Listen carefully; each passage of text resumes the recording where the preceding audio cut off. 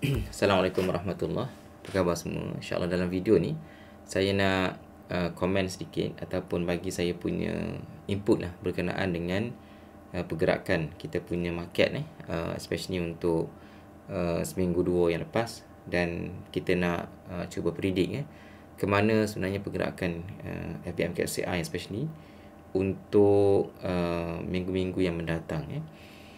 Kalau kita tengok kita punya FBMKLCI sebelum ni, kita memang saya dah maklumkan yang kita punya FBMKLCI sebelum ni membuat pergerakan bearish sejak Ogos 2024, walaupun kita kata dari segi teknikalnya kita nampak macam pergerakan bullish tetapi kalau kita analisa setiap sektor punya indeks, banyak sektor yang sebenarnya telah bermula berlakunya pergerakan bearish ini adalah sejak Ogos 2024 dan daripada Ogos 2024 ataupun Ogos September lah, hujung tahun lepas, kita nampak pergerakan FBMKLCI jatuh dan sebelum ni saya dah bagi tahu dalam kita punya Telegram channel yang kita sedikit risau, bukan sedikit lah, maksudnya ada kerisauan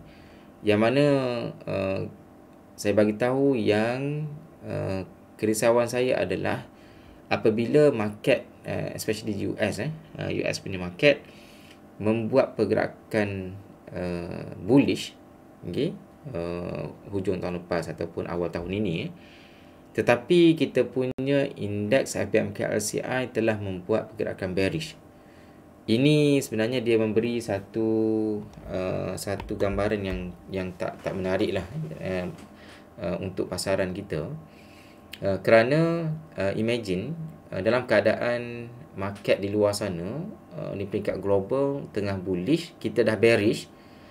So just imagine apa yang berlaku kepada market kita sekiranya pergerakan di peringkat global melakukan retracement ataupun berlaku reversal bearish. So itu memberi satu tekanan yang besar lah kepada kita punya market. Jadi kita punya FBMKLCI ini dia secara teknikalnya dipanggil underperform lah. Kalau kita tengok relative strength punya indikator, FBMKLCI secara umumnya dia underperform lah, underperform indeks lain, khususnya di peringkat global. Dan kalau kita compare dengan di peringkat Asia Tenggara, di peringkat Asia pun sebenarnya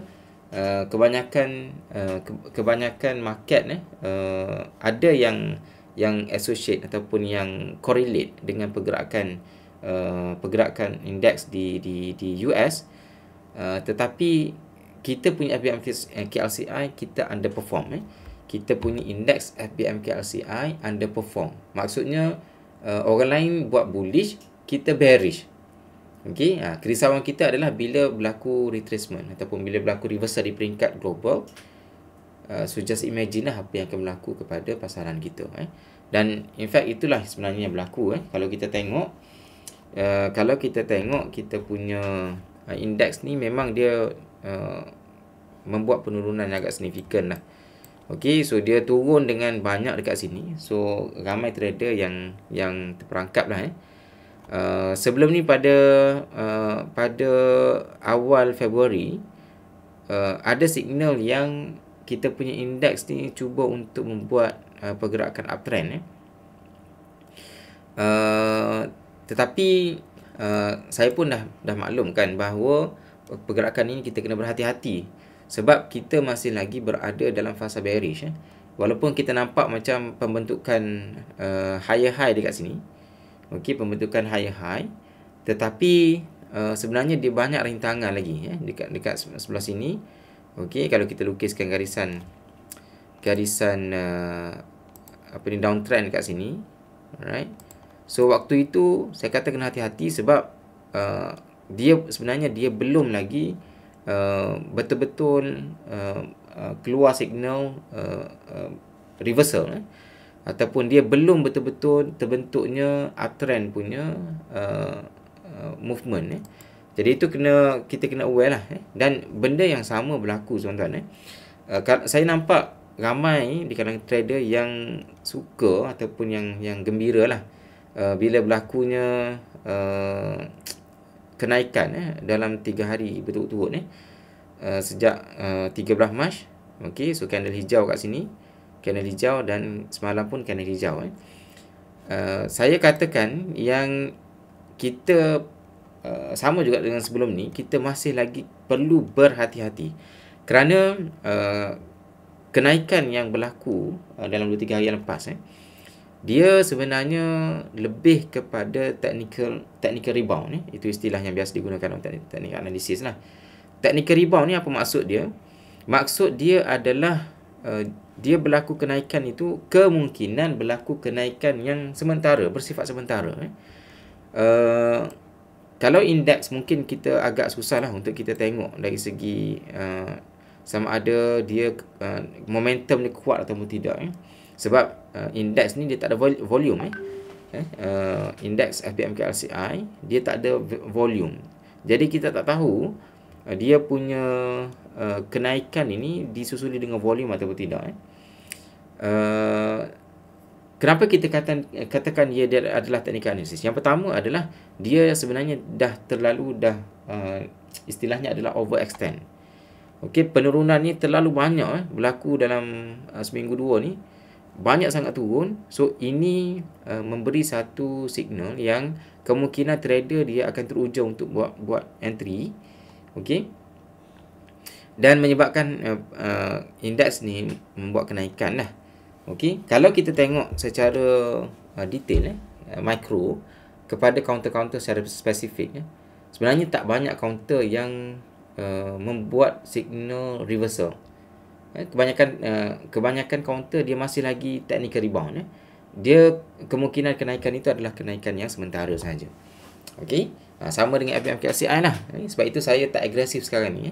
Walaupun kita nampak macam banyak counter yang hijau, tetapi perlu berhati-hati kerana kita punya indeks ini sebenarnya masih lagi berada dalam fasa bearish yang sebenarnya banyak lagi rintangan yang dia kena tempuhi untuk dia betul-betul dapat keluar daripada pergerakan bearish ini. Alright, so perlu berhati-hati lagi. Yang pertama tadi saya kata kenapa technical rebound, kerana dah banyak sangat dia turun, overextend, dan menyebabkan dia dah due dah untuk dia buat sedikit dipanggil kenaikan lah. Ni sebenarnya kenaikan ini kalau istilah teknikal dia panggil dead cat bounce, right?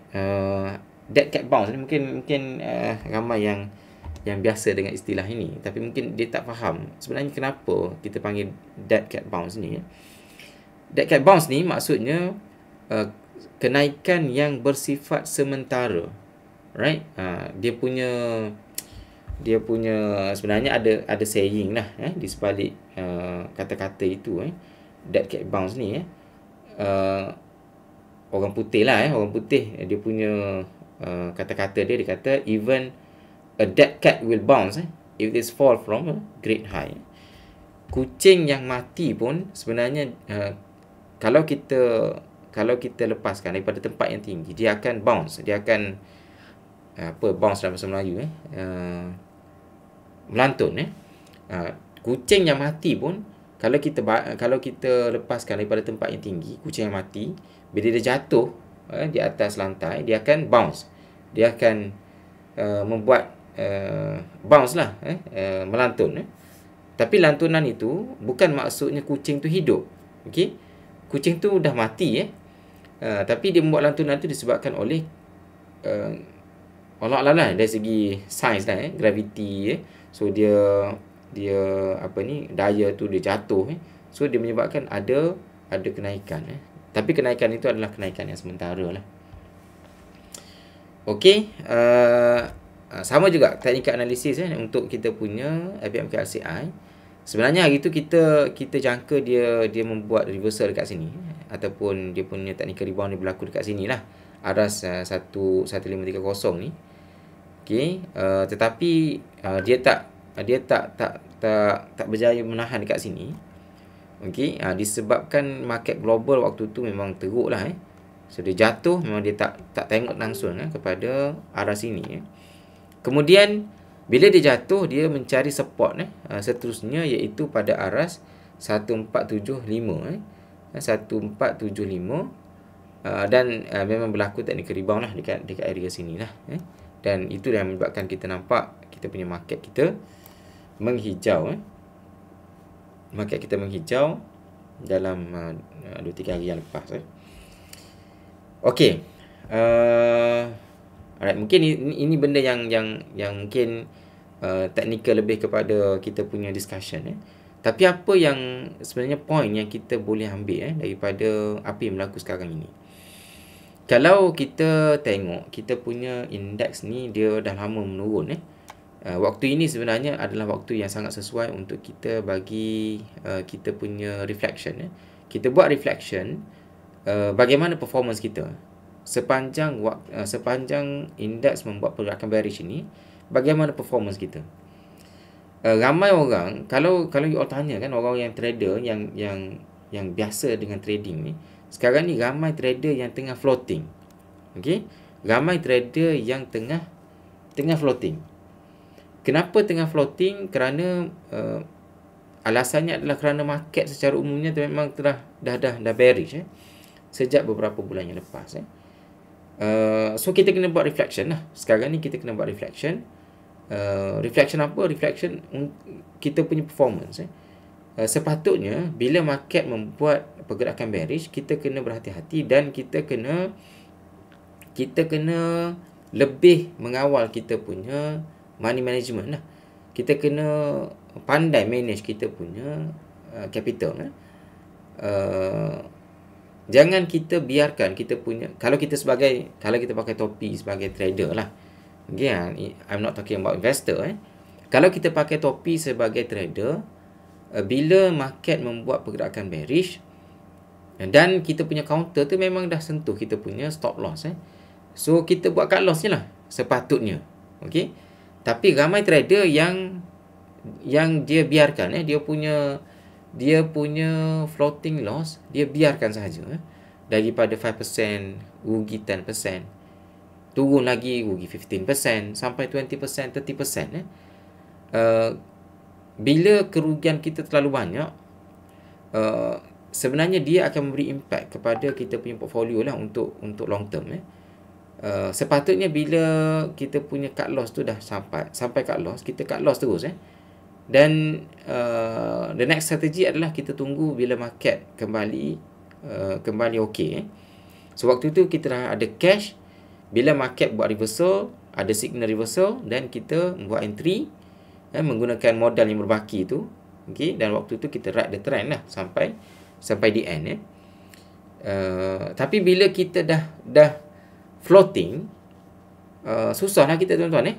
Kita, orang lain dah ride the trend, kita masih lagi menanti kita punya capital untuk kembali ke break even. Itu sebenarnya rugilah, rugi dari segi masa, especially kalau kita seorang trader. Kalau kita investor ni lain, gamenya mungkin berbeza. Tapi kalau kita kalau kita seorang trader, sepatutnya kita kena keluar dulu, okay, dan kita tunggu masa untuk kita buat entry. Waktu tu bila dah market dah buat reversal, kembali bullish, kita buat entry, dan kita ride the trend sampai satu masa kita akan cover balik kita punya loss. Right?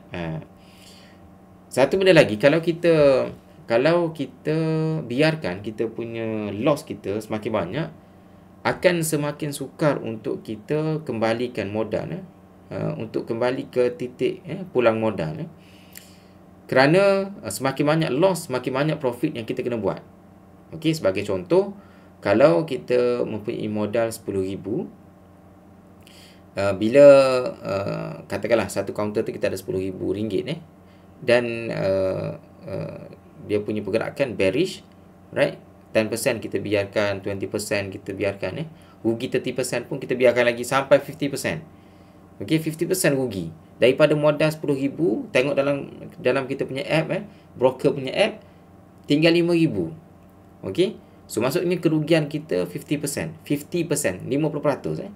So apa yang berlaku? Kalau kita rugi 50%, kita kena buat profit sebanyak 100% untuk kita kembalikan kita punya modal. So itu benda yang ramai orang tak perasan lah. Ramai orang tak perasan. Dia rasa dia untung banyak, untung. Tiba-tiba dia tengok portfolio, tengok kita punya total capital semakin mengecil, semakin mengecut. Sebab dia tak faham mathematics of loss, mathematics kerugian itu dia tak faham. Kalau dia rugi 50%, dia kena buat profit 100%, barulah dia dapat break even. So itu benda-benda yang secara teknikal kita boleh bincang secara detail lah, right, di kemudian masa-masa yang akan datang lah. Okey, dah 15 minit. Saya kira itu saja perkongsian saya pada waktu ini. Saya punya prediction market kita ni, sebelum kita berpisah, dia bergantung kepada pergerakan global juga. Kalau kita tengok global sekarang ni, dia kebanyakan indeks di peringkat global dah mula membuat pergerakan bearish. So itu memberi tekanan lah kepada kita punya market. So saya tak nampak lah buat masa sekarang ni, saya tak rasa indeks kita ni dia akan naik lagi. Kemungkinan kenaikan ini adalah kenaikan sementara. Wallahu alam. Itu saya punya ni lah. Kalau dia nak naik pun ada banyak rintangan yang dia kena lalui sebelum dia memberi signal reversal kepada kita, yang kita boleh ride the trend until the end. Mungkin dah dalam masa seminggu 2 ni, ataupun dalam masa 2-3 hari akan datang, mungkin akan meneruskan kenaikan. Okey, tetapi kenaikan ini bagi saya kenaikan yang lemah. Okey, melainkan kita dapat signal di peringkat global, right, indeks utama di peringkat dunia membuat pergerakan bullish, maka ada kemungkinan yang kita punya FPMKSI pun akan sama-sama bergerak ke arah bullish lah. Dan itulah yang kita nak. Kita harapkan supaya kita punya market ni cepat-cepat recover. Sebab saya tahu ramai di kalangan kita yang tengah floating loss. Tapi alhamdulillah lah, saya punya portfolio setakat ni saya tak rugi. Masih lagi dalam naik turun dalam sekitar modal saya, yang di mana saya bermula ialah kita restructure kita daripada awal tahun ini. Kita tengok balik. So daripada awal sampai sekarang ini, saya masih lagi kekalkan saya punya capital yang saya carry forward daripada tahun lepas. So tak ada kerugian banyak lah.